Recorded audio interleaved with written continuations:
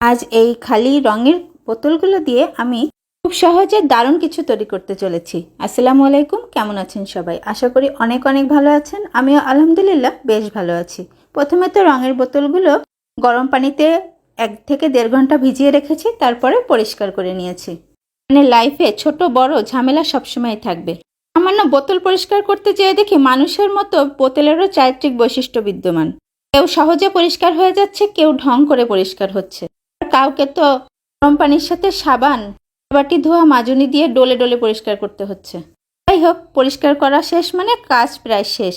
এবার চিকন সুতার সাহায্যে বোতলগুলো সেট করে নিয়েছি, আর নিয়েছি একটি ফ্রেমের ভেতরের অংশটা। ফ্রেম না থাকলে আপনারা মোটা তার দিয়েও হুপের মতো সেট করে নিতে পারেন। সেট করার পরে কিন্তু আপনি নিজেই অবাক হয়ে যাবেন, জিনিসটা এত সুন্দর তৈরি হয়ে যাবে। এখানে পানি দিয়ে আপনারা ফুল রেখে দিতে পারেন অথবা ইনডোর প্লান্টও রাখতে পারেন।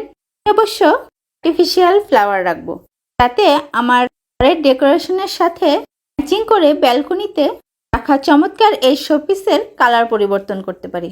আজকের আইডিয়া আপনাদের কাছে কেমন লাগলো অবশ্যই জানাবেন। অনেক অনেক ভালো থাকবেন সবাই, আর আমার প্রতি অনেক অনেক দোয়া রাখবেন। আল্লাহ হাফেজ।